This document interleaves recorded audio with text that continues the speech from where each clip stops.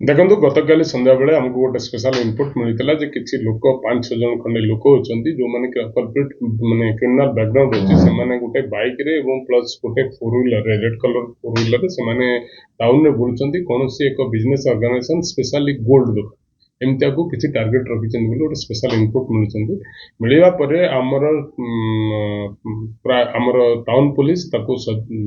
alert हिजे एवं हमर विभिन्न जगह रे जांच चलतिला से समय देखा गला जे प्राय नलिन छकरू गोटे विजय पटनायक जो अच्छी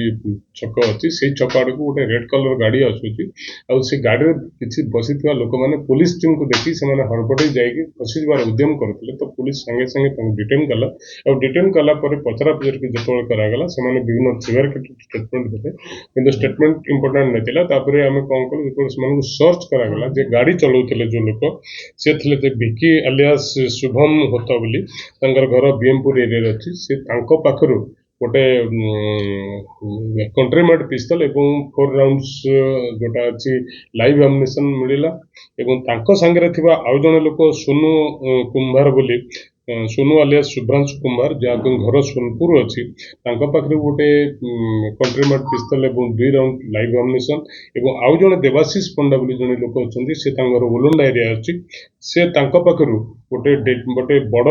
माने छुरा स्प्रिंग छुरा मिलला तो आमे सेथरु कन्फर्म हो गलो जे माने कोनोसी मंद उद्देश्य रे बा कोनोसी सेफ स्पेशल एज पर इनपुट कोनसी डकैती उद्देश्य रे से टाउन में मूव करछन बोली एवं तांको संगे जो आउ की बाइक रे तले जो इनपुट थिला किंतु जेहेतु सोनपुर क्राउडेड टाउन अछि बाइक बहुत मूव करूची एवं ता संगे संगे संध्या टाइम में अछि तो सेमती लोकन को ट्रेसेबल हो पाला नहीं बट एमाने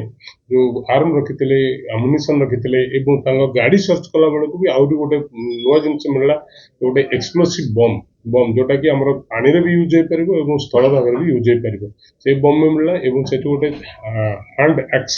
जो छोट टांगिया जोटा कि हाथ रे धरि हबो जोटा जेकोनसी मुहूर्त जेकोनसी जगह रे यूज करियबो सेटा भी मिलला तो we being double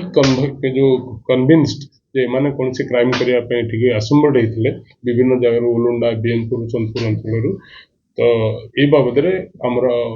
town ASC Jadav बांकर report उपरे गोटे केस रजिस्ट्रेशन होती एवं केस तदंत चालू रही जो माने एथरे इन्वॉल्व अच्छी जो 3 जन से गिरफ कर कोर्ट चालान कर सेक्शन लगी preparing they are assembled and have prepared for committing डकैती 25 आर्म्स एक्ट एवं 9B एक्सप्लोसिव एक्ट ये केस रे से बर्तमान कोर्ट करा